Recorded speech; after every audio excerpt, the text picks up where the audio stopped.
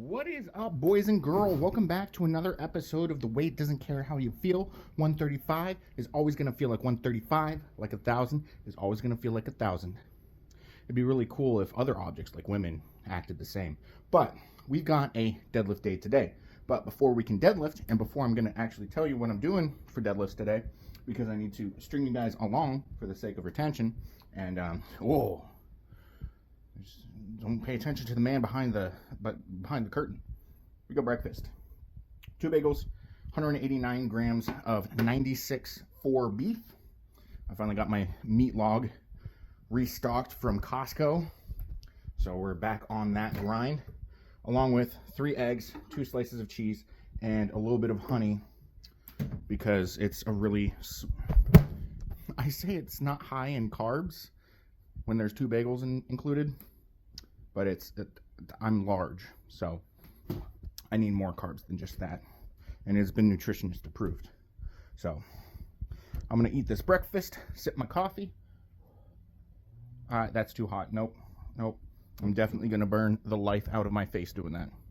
And we're going to do our pre-gym preparatory stuff, our non-negotiables, which includes making sure my little man, who is in fact getting himself into trouble, stealing things off of tables. Young sir, go away. No. So, I will see you guys with Buddy's walk. I forgot to record any part of Buddy's walk, but we went for a walk, and he's tired. Right, bud?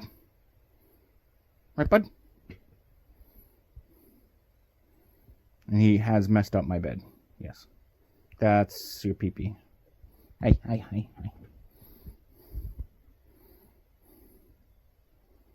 And then he rubs his face here because he gets all drooly. All right, boys, we got our pre-training meal here. This guy right here. He is the ultimate sidekick when it comes to convincing you that you can sleep just 10 more minutes. So he convinced me to take a 25-minute nap. He gave me those little puppy dog eyes, and I was like, okay, whatever you say. We'll take a 25-minute nap. Turned into 2 hours. So we're late.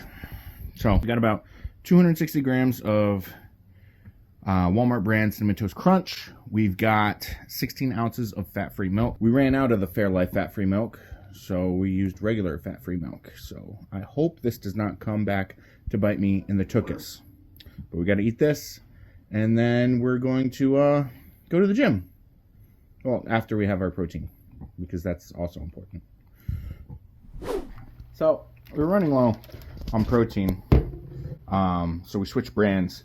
We were using the animal protein, the clear protein, and that was a good change of pace for what it was. And then I don't like to stray from vanilla or chocolate, because once you start to get fancy with your proteins, that's when things start to get a little spooky. Like the watermelon lime clear protein is a little spicy, which is weird. But we got back to chocolate protein, and I was perusing. I was doom scrolling on Instagram, and I came across Costco Ho Cat. Not affiliated with Costco somehow. And she was like, great deal. I don't know how she's not associated with Costco. I don't know. But she brought up, she was like, Kirkland Farms just released new protein. Kirkland Farms is the Costco brand it's just the Costco brand.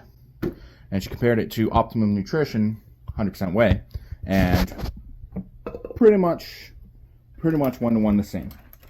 I was like, yeah, but usually store brand stuff tastes worse than dick. Not that I've tasted dick before, but I imagine with how stinky sometimes my dick is when I go pee-pee after a long day of gym and work. Dog, can you stop destroying things? Thank you. I just assumed. So, I drank this the other day, and I didn't mention the difference in the protein, and I was surprised. It tastes like, it's supposed to be rich chocolate, but it tastes like German chocolate. And if you've ever had German chocolate cake, you know that there's a bit of coconutty to the chocolate. So I am pleasantly surprised. But you know what they say, champions know how to open their throat. So let's prove that we're going to be a champion.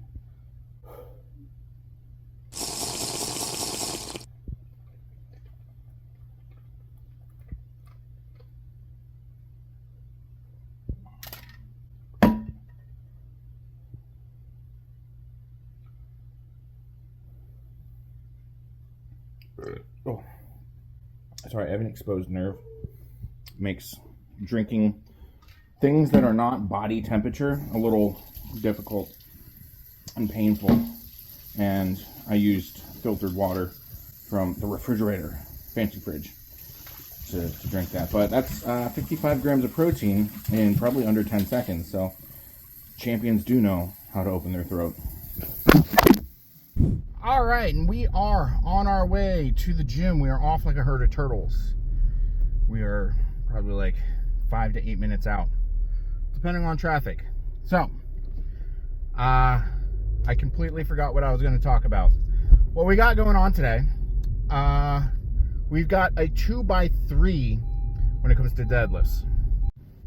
It is wonderful just how little attention people pay when they are driving. I was just driving, and I don't have a stop sign, but both sides had a stop sign, and neither side tried to stop.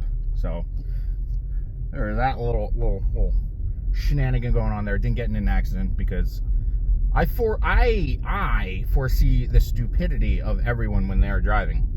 But what we got going on today, we've got a 2x3. Now, I don't recall what my 3-rep deadlift PR is. But I do know my 4-rep deadlift PR is 635, which we did 3 weeks ago. This training block. And I remember, no, I don't remember. I can't recall whether or not it was preceding the American Pro 2 or the Ghost Clash 3. But at one point we were going for either 2-rep PRs or 3-rep PRs, and we worked up to 725 for 2, I believe. I don't remember. I don't have, and I don't believe I have enough super fans who will recall my numbers for me, because I'm not that big yet. Oh, I say yet as if I'm ever going to be that big. But we are working up to 655 pounds today for 2x3. Now, it might be a rep PR. I don't know. But my coach has this thing where it's like, if you can hit a rep PR, you can do it twice. So whether or not it's a rep PR or not, we're doing it twice. So it might as well have, it's been latent this entire time, and we're going to be doing it. So we got that going on today. It is way, I was like, man, I want to get out of the gym by 4, and it is 6:30 now. Thank you. We would like to take a moment to thank the little buddied pup for coercing me into nap time. So something that happens, I keep saying so, your body can't tell the difference between mental, physical, and emotional stress. So your central nervous system and your immune system respond to it in basically the same way. You need more rest when you are more stressed. That is a phrase that I made up right as I was saying that, and after I said it, I was like, wow, that rhymes. I could be a psychologist. Not really. But when you get sick, you get super tired. When you get super stressed, you can get super sick. So you get more tired. Your body wants to recover from the stressors, so your body decides, I'm gonna sleep more.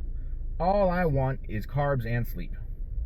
So we're in that little block where the body has not adjusted to the change in loads yet, and all it wants to do is sleep. I wake up and I'm like, I want to go back to sleep. I go and do things. I come home, I'm like, what's a 25-minute nap? It's a lot. So we're in this fun little point in training, and if you don't hit this point when you are peaking for a meet, chances are you're not peaking correctly. There's a lot of tells whether or not you're peaking correctly, and a lot of it is central nervous system and immune system response to the stimuli that you're putting yourself under. And so if you don't get basically the flu when you are like 2 or 3 weeks out from a meet, you're probably not peaking hard enough. It's called this it's not called the CNS flu. The CNS flu is something completely different. CNS flu is where it's where you go really hard one day and the next day you're trashed, and then you take some time to recover. But you can get full-on immune system response, like stuffy nose, nausea, stuff like that, from training. And it's not overtraining. There's no such thing as overtraining. There's just under recovering. So if you train past your recovery, then I guess that is overtraining. We're not quite at the point where we've got stuffy noses and post-nasal drip yet. We're just at the point where the body is screaming for carbs and sleep, which it makes cravings a thing, and you just crave carbs all the time. So from the way that my body weight is, we're doing a body weight modulation, an annual body weight modulation. For the Ghost Clash, I was 328. The American Pro 2, I was 352. So I dropped about 30 pounds for that meet. And this meet, the American Pro 3, we planned to bulk into the 350s. It's looking more like it's going to be the 360s because the body recomp was a lot better than we had anticipated. And like, you always have that thing in the back of your mind that, like, if you skip this one thing, whoever you're competing against isn't skipping it, and they're gonna beat you. It's like everyone's doing the same thing, and you got to keep up with them, otherwise they're gonna pass you. No one's doing what I'm doing. So it's like, I don't have that piece of it, but because I'm doing something no one's ever doing, I have to, it's almost like I have an obligation to be more strict with things in order to maintain a status quo of scientific method going on. So, with a caveat, because pumpkin spice season's coming up, and if I had the choice between lots of sex or pumpkin spice coffee, I'd have to think about it. So right now I am under eating, which means that I am a little off plan, which is not good, and my body weight is going up, and I have no fucking clue why. So I don't know what to do about it. This is why I have a nutritionist, because I'm not smart enough to figure this out, because I have not studied it enough, and I do not have the practical experience enough to look at what's going on. So at one point, my nutritionist was like, you're going to be a way different 360 than you were before. And I'm like, okay, we're going to the 360s now. Cool. It's like, I love my coach and nutritionist. It's just sometimes they're dating, and I think sometimes they have conversations with each other and forget that I wasn't included. So I don't actually know what body weight we're aiming for the platform. I thought it was 355. It might be 365. And then we're going to drop down to 335 and just have these 30-pound body weight fluctuations every 6 months. So, what's 5 pounds a month of body weight reduction? But we all know how body weight reduction works, or like increase or decrease. So I'm 358 right now, and I'm a little nervous because I thought we were going at 355, and we haven't even started the accumulation of lactic acid portion, and that's what I'm going to call it, and you guys are all going to believe me that that's what we're calling it. Portion of peaking. So I don't actually know what's going to be going on. So come along with me while I figure this shit out, because I have no idea what's going on. And I actually got asked by Dave Tate, what's going on? And I was like, we don't know. And he was like, that's fascinating. The fact that you don't have an answer for that is actually very intriguing, and everyone should watch what happens to you in this process, because no one's done it before. You get a super heavy and you say, hey, let's treat powerlifting like bodybuilding, and let's fluctuate your body weight. Super heavyweights, they get uncomfortable, and then they drop weight, their squat and bench goes to shit, and then they never go back up. Or you get these smaller guys who go up and they're like, I'm uncomfortable, and then they do the same thing. You've never had anyone who's just consistently been, I'm going up, I'm going down, I'm going up, I'm going down, with a methodical approach. Sometimes people are like, I'm going down, and then they stay the same weight, because the reason that they're at the weight is just lack of nutritional discipline. They eat too much naturally, and they eat unhealthily. But the way that we're going about it is different. We've actually got a nutrition plan. But I just got to the gym. It is deadlift day. We're at a higher body weight, so we got to see if we have to adjust the belt. But also, I have to poop, because if you don't poop before deadlift day, you'll poop during deadlift day, and that's never fun. You know, it's probably going to happen anyways. So I'll see you guys in there, and I'll explain my new modified warm-ups, because we've had some issues with some things going on, and my coach has developed this new plan that is gonna alleviate a lot of the stresses that I have. Ooh, yeah, bottle my bathwater and sell it for money. Let's talk about today's deadlift day, boys and girls, singular. We deadlifted today, and it's not like I've been telling you all video that, hey boys, we're deadlifting today. Like when you're talking to a girl and she's like, yeah, I'm a girl, and then you take her back to her place and her penis is bigger than yours. No. It was an actual deadlift day today. So I was a little nervous going into today's deadlift day, because I've got a little bit of a tweak in my lower back, because I've been disrespecting dumbbells like a dumbbell. I pick them up kind of like how everyone does that, like one leg kick back to pick up their water in the gym, and no one can explain why we do it, but we do it. I was doing that with 125-pound dumbbells. That is not good for the stabilizers or anti-rotating muscle groups. I'm not a exercise scientist, so I don't actually know what the name of those muscle groups are called. I just know I fucked up. So my lower back angry. My IT band and TFL not feeling as angry, because I've been taking care of that and addressing that as I go.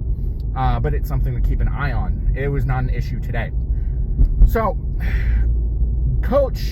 my coach, Joe Sullivan, he implemented a additional warm-up protocol for me. He changed the way that I do warm-ups, or not warm-ups, but the pre-fatigue work, the stretching, the potentiation work, if you want to use multi-syllabic words, where we've got it's like rehab work that you do before training, so that your muscles are nice, primed, ready, and good to go when you get going. So the first thing we did was the Lock 5, and the Lock 5 is almost like an elevated version of the McGill Big 3. Stuart McGill got really popular when he helped, I think it was Mark Bell, come back from a spinal injury stronger and better without surgery. And he's been the forefront of the spinal recovery and spinal injury physical therapy for the past long time. And his work works every time. I say every time as if it's happened. It's happened, okay, so like it's happened multiple times, and I would not like to admit just how terrible of a time it is every time that I have some sort of spinal injury. Powerlifting has in an ideal world, it has a 0% injury, but realistically, it is 100% chance injury. So do with that what you will. It's gonna suck at some point, and just like your mom, you should just bite the pillow, because you're gonna go in raw anyways. Unless you're a multiply lifter, then you're not quite going in raw, but you're still using a fucking machine to get your G-spot. If you're a man, that's in the anus. Just kidding. Love you, multiply lifters. It's like watching the circus, watching multiply lifters, because they're also like, you're like no raw lifter should ever lift multiply numbers. So it's like really cool to watch. It's like watching someone, like, if you, the way that multiply lifting is, and I only know this based on experience because I put on a shirt twice, most recently 9 years ago, but it's like walking on a slack line. So it's like a lot of the major muscle groups are stabilizers to make sure that you don't, the margin of error is so small. So like, yeah, they're gonna bomb out 3 out of 4 times when they compete, but like when they're in that margin of error that they've got, it's gonna be something to watch, and it's really cool to watch. We've got a lot of multiply friends out there, but I got lost. So we did the McGill, or not, we did the Lock 5, which is clams, plank, side plank, shoulder touches. I completely forgot that shoulder touches were in there, and I was sitting there like, what? I can only remember 4, and then I had to re-Google it. And then we finished off with it's like prone kickbacks for the extensions, whatever. You're basically attacking the lower back and abs in basically every direction that you can possibly do that, as well as hitting both sides of your hip socket joint. I am really low on gas. That's not good. So, brain. We did that, and then we also had contralateral split squat iso holds for, it was supposed to be a 3x1 for 20 seconds. I did not read the program, and I only based off of what coach told me to do, and he didn't tell me to do a 3x1. For 20 seconds, he told me, he was like, oh, just like for like 15 seconds, hold this. And what it does is, like, you know when you have a spoon that's bent, and you like slowly bend it so it doesn't overbend? Yeah, it basically does that with like all of the stabilizers and muscles in your hips and stuff. So we're trying to fix a lot of things going on with my internals, and it's not like an injury. It's more like, yeah. Anyways, so on to deadlifts. I loaded up the bar with 1 plate, and I was like, so what's programmed is 5 reds with a green and change. And I was like, okay, if I start with 1 plate and jump 2 plates, I'm going to go 1 plate, 3 plate, 5 plate, and then 5 and change. And that's stupid. Or I could do 1 plate, 3 plate, 5 and change. That is also stupid. So I set up, and I was like, no. And I also don't want it's probably the dumbest thing possible, but like, I don't want to do 1 plate. If I'm going to do 2 plates, why would I do 1 plate? So I loaded up another plate, and I started, my first warm-up was 2 reds, and then I did 4 reds, and then we were on to the working sets at 655. So 655, I wasn't sure if it was my PR or not, but I looked back at my program, because we've got historical data, because we've been doing this shit for a long time. And earlier this year, I deadlifted 645 for a 1x3. And that is what I'm assuming is my PR, which is cool. Well, I mean, it was after a 10x1 at 625, but let's just ignore the outside factors and recognize that a 1x3 at 645 is our current 3 rep max. And that was really close to a meet. So we had other factors going into that training that we don't have right now. And so basically we're much stronger than we are right now. We've got a really, really strong base of strength right now. And it's fucking awesome. It's like, I can kind of see what's gonna be going on. And I'm like, this is getting spooky. This is getting exciting. Because the other week, we squatted 755 for 5, where when I hit 1,003 at the first American Pro, I was like 725 for 2 or 3, kicked my ass. And I was like, well, okay. Everything else from here is singles. And yeah, so we're way stronger on squats. And then bench, I missed everything above 545 that training cycle. And I still benched 628. I don't know how that happened, but it did. So the fact that we're tossing around right before that training block, we missed 475 for sets of, I think 3. It was like a 4x3 and we got 2 sets in. And the fact that we're tossing around weights like they're like midgets at a sorority party is like really fucking cool. It's like, oh boy, like we're onto something with this body weight fluctuation. It's probably going to turn a lot of people off of powerlifting because it's so fucking because powerlifting right now is a meme. Powerlifting is an absolute meme right now, where if you want to do bodybuilding but you like to eat, go into powerlifting. But basically what I'm proving is, if you care more about what's on the bar than how you look, go into powerlifting. Because you're still going to be eating chicken, beef, rice, maybe pasta as a substitute. And you just get more cheat meals, maybe 1 to 2 a week. But it's not the meme that powerlifting is now, where it's like everyone makes sure that their socks matches their wrist straps, matches their belt, matches their singlet, matches their headband, and they just eat Sour Patch Kids and drink energy drinks like an unattended child at a birthday party every single time they go to the gym. No, it's going to be real cool when we have changed the meta.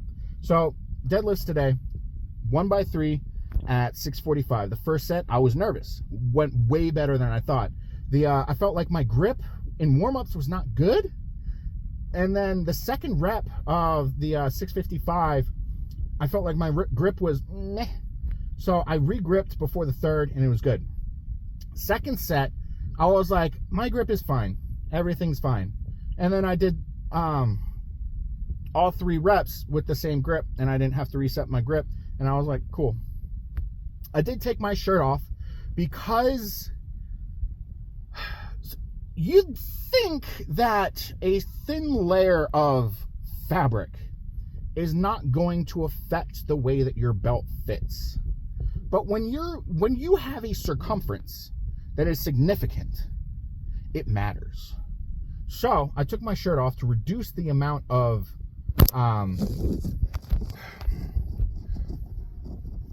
the reason that super heavyweights suck at deadlifting is because their belly gets in the way, and the way that they have to get into position to deadlift spikes the blood pressure to their face, so they can't really have a super tight belt because it just pushes into the belly and it increases the blood pressure like that.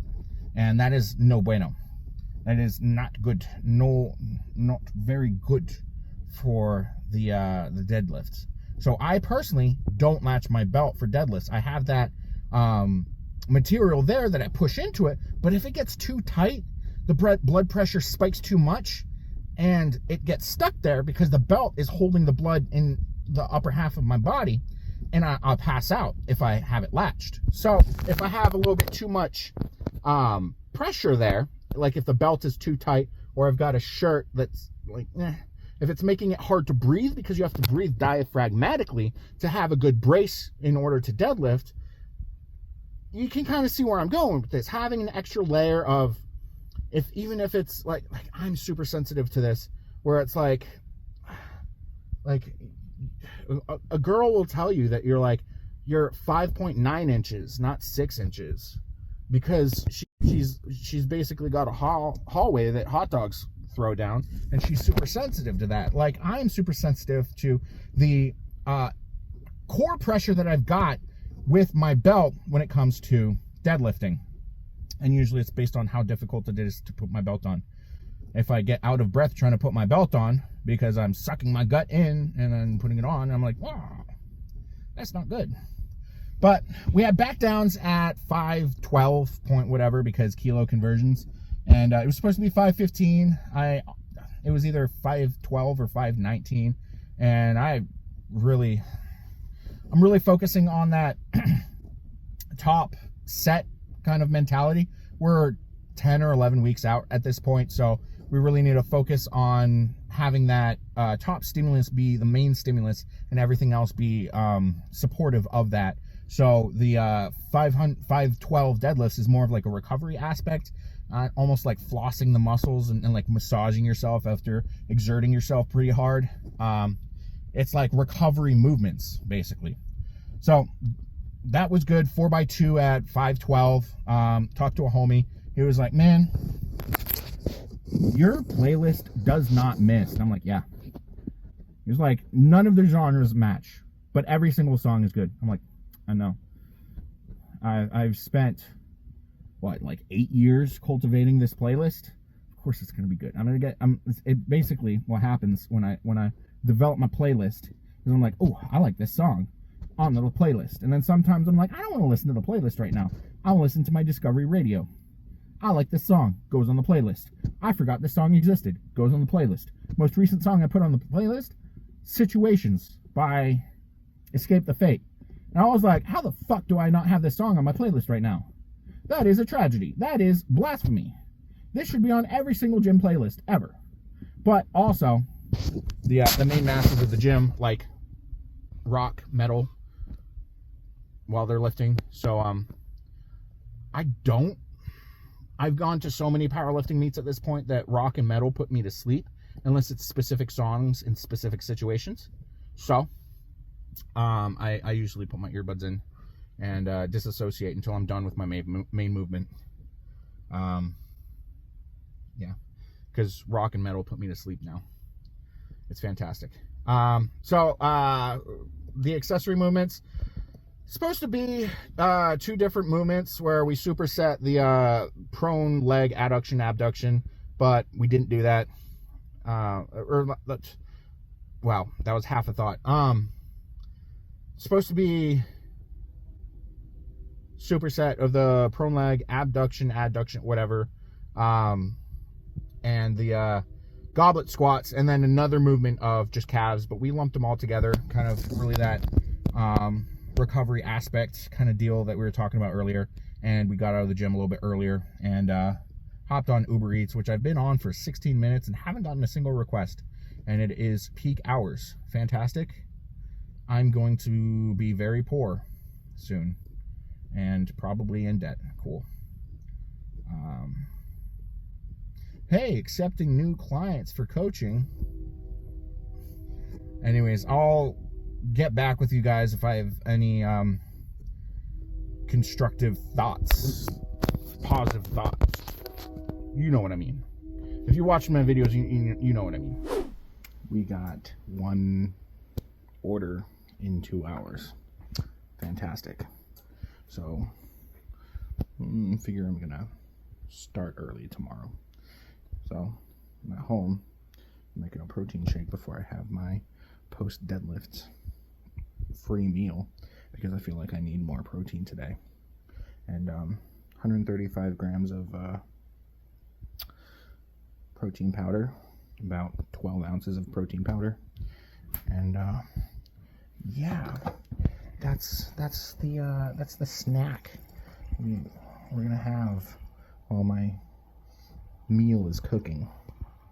And by have while my meal is cooking, we're definitely gonna chug this because champions know how to open their throats. I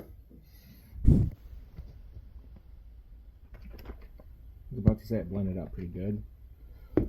Let's see how good basically pudding.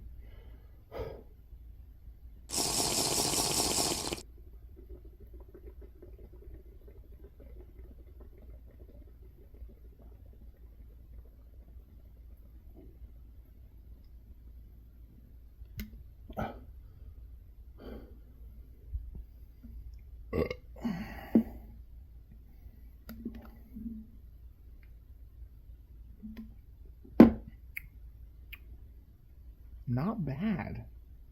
I do have to poop now, though. And we've got pizza today. Now, after every deadlift day, I get a free deflex meal, whatever you want to identify it as. But normally go out and eat. But I just bought new tires for my car, so we're not going out to eat for a hot minute. So it's a DiGiorno's. It's not delivery. It's a DiGiorno's. That's what we got.